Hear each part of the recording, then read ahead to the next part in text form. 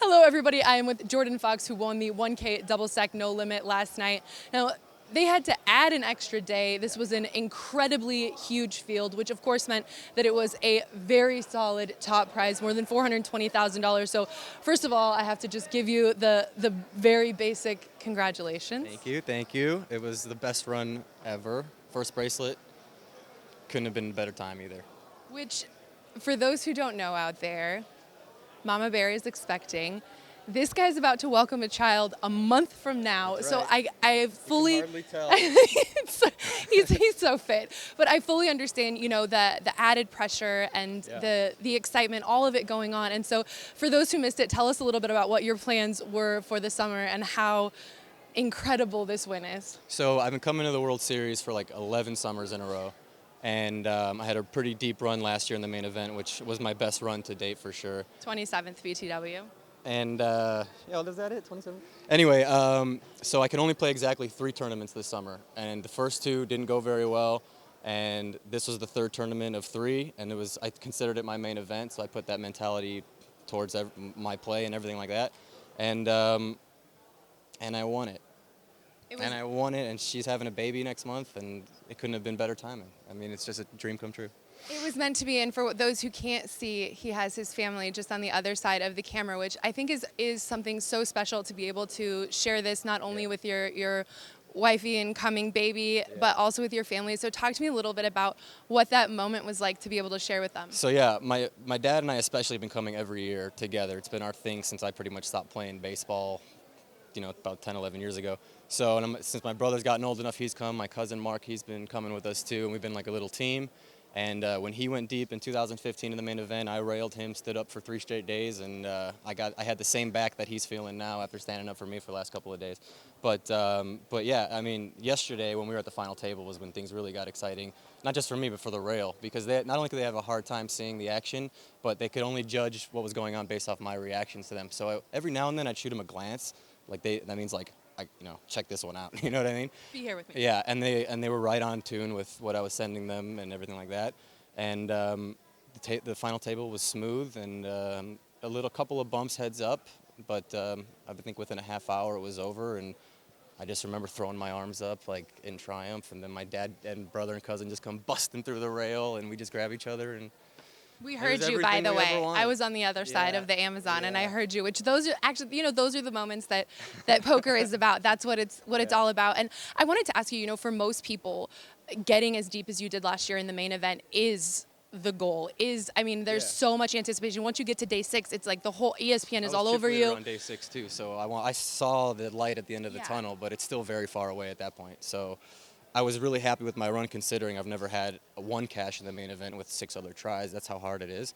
And so it's so weird, and every poker player can attest to this. Once you bust, even if you took 2nd or 3rd place in the main event, not winning it is devastating. And I won a good amount of money, and anyone else who's cashed in the main event will tell you they're the saddest people in Vegas to win that much money that night. And then the next day or 2, however long it takes them to get over it, they're feeling pretty good about their performance and the money and all that. But everyone's searching for that bracelet, and now that I have one, It's a completely different I experience. forget about it every few minutes. So it's like a resurgence of like, oh my God, oh my God. What's happening? I don't even care if it's in the bank yet. It's there. I've got the bracelet. No, I know. It's just amazing. And the bracelet is. I saw a guy. Actually, I played with a guy on day 1 with the bracelet from something he won a few years ago. I was like, oh man, that would be cool. See you next year when he has his and he's just there. Well, I wanted to talk to you about I'll have there a were. baby Bjorn on by I then. was thinking the same thing to him. They allow babies in here? No, We'll find out. gosh, I don't know. They definitely don't, but you'll have that. I always say that you have like the get married run good and the new baby run good. Dude. So next year is going to be crazy for you. I was hoping on that run good too, and it's real. Yeah. No. Birthday run good, wedding run good, and baby run good. Ship it to Papa. For real. Now, before I let you go, I wanted to talk to you a little bit about there were some spots where things could have gone very different for you, and there were definitely some tough opponents.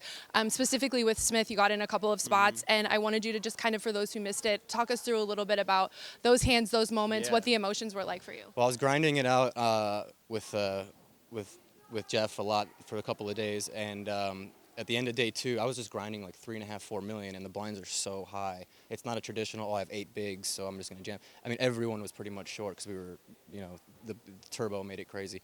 And so, and on the end of day 2, someone on the button opened up for a massive 2.8 million raise, which is a major over raise.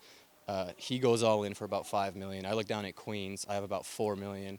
I stick it right in. The other guy tanks because obviously he was kind of messing around. He ends up calling with ace 10. Queens held up and I tripled up. And from there, I really took. The 2.8 million raiser had ace 10. He had ace 10 and he ended up putting it in because there's only maybe a few million more to him. He has to. So the queens held up there, and I ended up being chip leader going into day 3 with 11 left.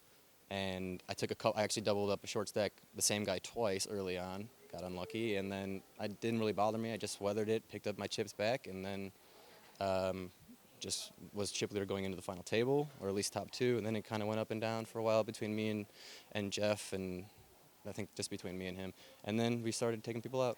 And then we let some other people do some work for us. And then I got real lucky with Jeff when we were 3-handed. When we got into a raising war and he had aces and I had ace queen. And I 4-bet all in and he snap called, obviously. And I was like, oh boy, this is the end. I'm going to take third. And I was the last person to see the cards because I'm on the right side of the dealer and my rail's on the left, right? So the cards come out and before I could see them, I hear, okay, there's one. I'm like, oh, okay, there's some magic there. And right on the turn, bam, a queen. Sweat. And I'm like, oh, as long as the case ace doesn't come out on the river here, I'm pretty good. And it didn't. And another explosion from the rail to get like 80 or 90 or 100 million chips going heads up. And then within a half hour, it was over. So in that moment, in those sort of turning point moments where it can go one way or the other, when you go from full-on panic to hope and then to, ultimately joy, Yeah. Did you feel like, okay, this one's going my way for sure? Yeah, once I beat Jeff in that one with the queens, or with the, what do we have?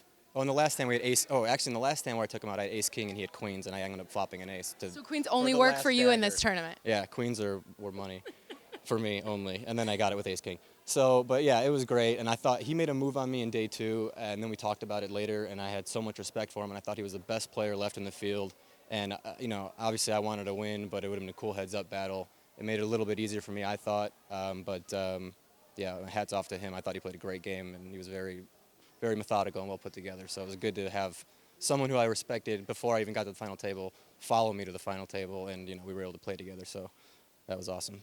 Well, finally, before I let you go, speaking of queens, this was a tournament of queens for you. Let us just say that someday in the future, your daughter is watching this video. Yeah. What do you want to say to the coming kiddo? Don't ever come to Las Vegas. I see people here with kids all the time. You're not going to be one of them. Too many bad things. Maybe when you're 40.